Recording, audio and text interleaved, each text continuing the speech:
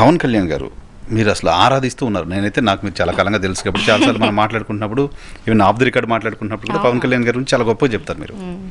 ఎందుకు పవన్ కళ్యాణ్ గారి వైపు నుంచి రెస్పాన్స్ కనపడలేదు? ఫస్ట్ ఆఫ్ ఆల్ అండి, మనము కంప్లైంట్ ఆయన వద్దకు తీసుకెళ్ళాలి. పాయింట్ నెంబర్ 2 కాదుగా, is a responsible person now, is a deputy CM, he should know అంటే హీ నోస్ ఇట్. తెలియకుండా ఏమి ఉండదు. బాబు గారి దగ్గరికి వెళ్ళినప్పుడు పవన్ కళ్యాణ్ గారి దగ్గరికి వెళ్ళి ఉండదా? ఖచ్చితంగా వెళ్ళి ఉంటుంది. అండ్ పాయింట్ నెంబర్ 2 ఏంటి అంటే, జర్నలిస్టులు అడిగి ఉండాలి, ఇలాగా అలయన్స్ పార్టీలో ఉన్న ఒక పెద్ద మనిషి ఇలా కామెంట్స్ చేశారు. ఎందుకంటే అల్లు అర్జున్ విషయం కూడా ప్రెస్ మీట్లోనే జర్నలిస్టులు ప్రస్తావన తీసుకొచ్చారు. ఆయనంతటా ఆయన స్వయంగా స్పందించి మాట్లాడలేదు.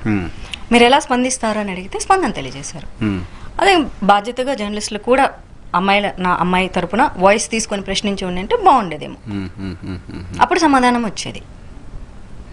నేనైతే దృష్టికి తీసుకెళ్తా, తప్పకుండా తీసుకెళ్తాను. నెక్స్ట్ స్టెప్ అదే. ఎప్పుడంటే నిన్ననే కదండి.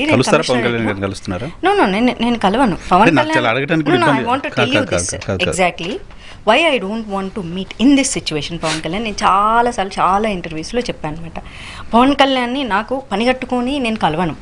కలిసే రోజు వస్తే ప్రకృతే ఒక అద్భుతమైనటువంటి సిచ్యువేషన్ని క్రియేట్ చేస్తుంది. అప్పుడు కలవాలి అంటే ఏదైనా ఒక ప్రోగ్రెసివ్ థింగ్ మాట్లాడాలి ఆయనతో కలిస్తే. అయ్యో నాకు కష్టం వచ్చిందండి, అయ్యో నేను బాధపడ్డానండి, వాళ్ళు నన్ను హర్ట్ చేశారండి, ప్లీజ్ అండి, ఐ డోంట్ లైక్ ఇట్. నేను అంతలా అభిమానించే పర్సన్ ఇన్ని సంవత్సరాల నుంచి కలవాలంటే అపాయింట్మెంట్ తీసుకొని కలవడానికి 100 ఆపర్చునిటీలు. But this is not the right situation, not this purpose. కలిసే కారణం చాలా పెద్దగా ఉండాలి. అది ఏదో సమాజానికి మంచి చేసేది అయి ఉండాలి. చాలా నా ఒక్కదానికే మంచి చేసేది అయి ఉండకూడదు.